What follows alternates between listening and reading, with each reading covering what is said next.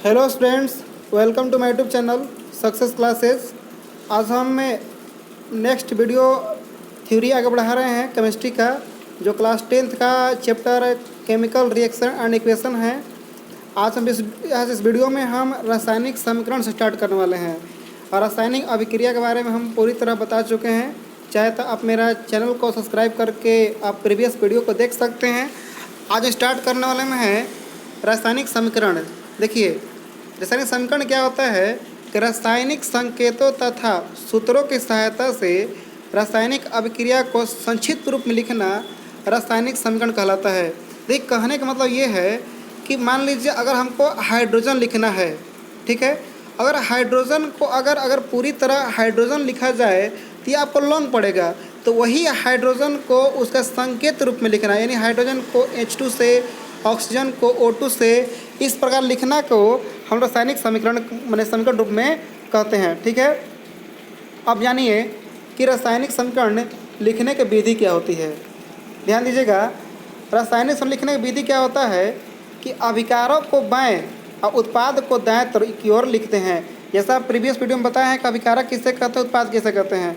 जो तत्व अभिक्रिया में भाग लेते हैं उसको हम अभिकारक कहते हैं, और जो अभिक्रिया का फलस्वरूप जो नया तत्व बनता है उसको हम उत्पाद कहते हैं। ठीक है, तो ये मेरा देखिए, अभिकारक को बाईं ओर लिखेंगे और उत्पाद को दाईं ओर लिखेंगे। अब देखिए, और अभिकारक और उत्पाद दोनों के बीच में क्या किया जाता है, प्लस साइन का उपयोग किया जाता है, ताकि यह पता चले कि अभिकारक बाईं ओर है और अब उत्पाद दाईं ओर है। अब देखिए, रासायनिक समीकरण लिखने से लाभ क्या है। अब देखिए, अब रह गया सवाल कि रासायनिक समीकरण लिखने की आवश्यकता क्यों पड़ी। रासायनिक समीकरण लिखने से फायदा हमें क्या होगा। पहला, बचत, पाना की बचत होगा। दूसरा, समय की बचत होगा। तीसरा, समीकरण को सही द्रव्यमान की गणना कर सकते हैं। और चौथा, अवस्था की जानकारी। अवस्था की जानकारी ये मतलब ये हुआ कि कोई तत्व जो भाग लिया है वो गैस के रूप में है या ठोस के रूप में है या द्रव के रूप में है। ठीक है, ये रासायनिक समीकरण से हम पता कर सकते हैं। और ये लिखवाए यहाँ पर हैं समय की बचत है। जैसे मान लीजिए आपको हाइड्रोजन अगर लिखना है तो पूरा अगर हाइड्रोजन लिखते हैं तो उससे अच्छा ना है कि H2 लिख दिया जाए। ठीक है, ये मेरा रासायनिक समीकरण लाभ हो गया। अब ये जानिए कि रासायनिक समीकरण से प्राप्त सूचना, माने रासायनिक समीकरण से ना हमें क्या क्या सूचना मिलती है। देखिए, पहला सूचना है आयतनिक सूचना। आयतनिक सूचना का मतलब ये हुआ कि रासायनिक समीकरण से हमें इस बात की सूचना मिलती है कि अभिकारकों में कितने आयतन के उत्पाद का निर्माण हुआ। कहने का मतलब यहाँ पर देख सकते हैं हाइड्रोजन H2 है, क्लोरीन Cl2 है, दोनों रिएक्शन करके यहाँ पर HCl बन रहा है। इसका मतलब कि देखिए, HCl के पहले यहाँ पर 2 लिखा हुआ है, तो 2 लिखा हुआ है, इसका मतलब कि 2 आयतन HCl हुआ। यानी 2 कहाँ से पता चला हमें, रासायनिक समीकरण से। यानी रासायनिक समीकरण से हम ये पता कर सकते हैं कि कितना आयतन भाग लिया और कितना आयतन बना। तो आप यहाँ देख सकते हैं कि एक आयतन हाइड्रोजन और एक आयतन क्लोरीन दोनों रिएक्शन करने के बाद 2 आयतन हाइड्रोक्लोरिक अम्ल का निर्माण हो रहा है। ठीक है, अब ध्यान दीजिएगा आगे, आणविक सूचना। समीकरण से हमें इस बात की सूचना मिलती है कि अभिकारकों में कितना अणु भाग लिए और कितना अणु का निर्माण हुआ। आप देख सकते हैं, जैसे H2 मान लीजिए है, H2 के बगल में यहाँ मान लीजिए 2 लिखते हैं ना, तो ये इसका मतलब ये हुआ कि 2 अणु हाइड्रोजन है। अगर मान लीजिए ऑक्सीजन लिखते हैं और इससे पहले अगर 2 लिखते हैं, इसका मतलब 2 अणु हाइड्रोजन हुआ। और अभिक्रिया करने के बाद क्या हो रहा है कि यहाँ पर जो H2O जो बन रहा है, ये मेरा 2 अणु बन रहा है। यहाँ पर 2 है, इसका मतलब 2 अणु हाइड्रोजन जल बना। यानी देख सकते हैं कि 2H2 + O2 और यहाँ बन रहा है 2H2O। ठीक है, अब देखिए नेक्स्ट, ये मेरा हो गया आणविक सूचना हो गया। अब सवाल है अब गुणात्मक सूचना। समीकरण से हमें अभिकारकों के नाम एवं गुण एवं उत्पाद के नाम तथा गुण का पता चलता है।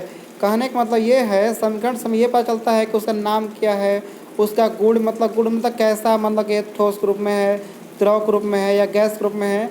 और उत्पादों के नाम कहीं पता चलता है कि मतलब कि उसके उत्पाद का नाम कैसे, यहाँ पर हाइड्रोजन ऑक्साइड यानी जल है। अब तीसरा चौथा देखिए, भारात्मक सूचना यानी भार के विचार से। समीकरण से हमें यह पता चलता है कि अभिकारकों और उत्पादों कितने भाग का निर्माण हुआ। जैसे यहाँ पर देख सकते हैं, यहाँ पर हाइड्रोजन है, ऑक्सीजन है, 2HCl है। और देखिए आप सभी जानते होंगे कि हाइड्रोजन का द्रव्यमान कितना होता है 1, और क्लोरीन का कितना होता है यानी 35.5। ठीक है, यानी देखिए आप यहाँ पर देख सकते हैं हाइड्रोजन के एक यहाँ पर 2 हाइड्रोजन यहाँ पर देखिए H2 ग्रुप में है। जो H2 ग्रुप में है यानी कह सकते हैं 1 गुना कितना हो जाएगा 2। ठीक है, इसी प्रकार आप निकाल सकते हैं क्लोरीन का 17 यानी 35.5 होता है, यानी 35.5 में 2 से गुना कर यानी 70 हो जाएगा। यानी भार निकाल सकते हैं, सीधा सी बात यही है। ठीक है, ये हमें रासायनिक समीकरण से डिफरेंट प्रकार के 4 प्रकार की सूचना मिलती है। पहला हम जाने हम आयतनिक सूचना, गुणात्मक सूचना, भरात्मक सूचना, और एक और था एक देख सकते हैं एक सूचना के नाम था आणविक सूचना। ठीक है, अब हम लोग जानेंगे कि रासायनिक समीकरण कितने प्रकार के होते हैं। तो जैसा कि आप देख सकते हैं रासायनिक समीकरण मेरा 2 प्रकार की होती है, संतुलित रासायनिक समीकरण और असंतुलित। संतुलित कहने का मतलब देखिए एक होता है संतुलित यानी बैलेंस इक्वेशन, एक अनबैलेंस इक्वेशन।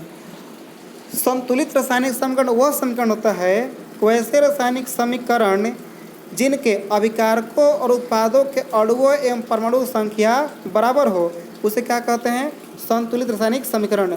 संतुलित की ये मतलब हुआ कि आपको अभिकारक के तरफ के जो टोटल जो दिया हुआ है अणु परमाणु संख्या, उत्पाद के तरफ भी उतना ही होना चाहिए। जैसा आप देख सकते हैं कि यहाँ पर H2 में 2 हाइड्रोजन है, उत्पाद की तरफ पर 2 हाइड्रोजन है, और क्लोरीन यहाँ पर 2 क्लोरीन है, और यहाँ भी क्लोरीन 2 से मल्टीप्लाई, इसका मतलब हाइड्रोजन भी 2 को है और क्लोरीन भी 2 ठो है। यहाँ से कह सकते हैं कि ये दोनों समीकरण क्या है संतुलित है।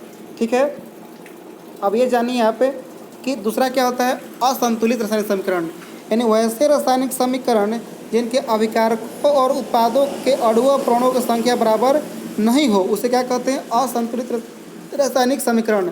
आप देख सकते हैं यहाँ पर हाइड्रोजन 2 अणु है, ऑक्सीजन 2 अणु है, बट यहाँ पर जो जल बना है वो केवल 1 अणु के रूप में है, यानी कह सकते हैं संतुलित नहीं है।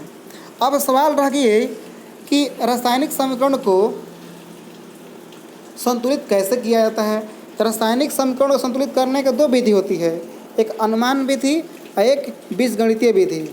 ठीक है, अनुमान विधि मतलब खुद से एक नंबर सोच करके मल्टीप्लाई किया जाता है और मान रख के इस्तेमाल। लीजिए आपको हाइड्रोजन था ना, जैसे यहाँ पर हाइड्रोजन है ना, यहाँ पर 2 है। ठीक है, और क्लोरीन के पहले भी यहाँ पर 2 है। तो यहाँ पर देख सकते हैं कि यहाँ पर जो HCl बना है तो इससे पहले क्या लिखा हुआ है 2HCl लिखा हुआ है। 2HCl लिखने की आवश्यकता इसलिए पड़ा कि 2 से अगर मल्टीप्लाई अगर दोनों में कर देते हैं तो हाइड्रोजन 2 अणु हो जाएगा, ऑक्सीजन 2 हो जाएगा, यानी कह सकते दोनों बैलेंस हो जाएगा। और एक सवाल ये भी है रासायनिक समीकरण संतुलित करना इसलिए जरूरी है क्योंकि द्रव्यमान संरक्षण का नियम कहता है ना कि कोई भी अगर जितना देखिए समीकरण कहता है कि द्रव्यमान के न तो उत्पत्ति की जाती है और न ही विनाश की जाती है। इसका मतलब ये हुआ कि जितना द्रव्यमान अगर भाग लेगा अगर अभिकारक में, उतना ही द्रव्यमान का उत्पाद बनना चाहिए। ठीक है, आपको अगर वीडियो से नहीं समझ में आ रही होगी तो आप हमें कमेंट्स कर ज़रूर बताएं ताकि हम वीडियो के और विस्तार से हम बना सकें। अब नेक्स्ट जो है हम रासायनिक अभिक्रिया के प्रकार और इसके बारे में आगे हम बताएंगे नेक्स्ट वीडियो में। तब तक के लिए थैंक यू, और अपने दोस्तों के साथ ज़रूर शेयर कीजिएगा। आप मेरा चैनल को सब्सक्राइब करिए ताकि आपको इस तरह वीडियो आपको हमेशा देखने को मिले। Thank you.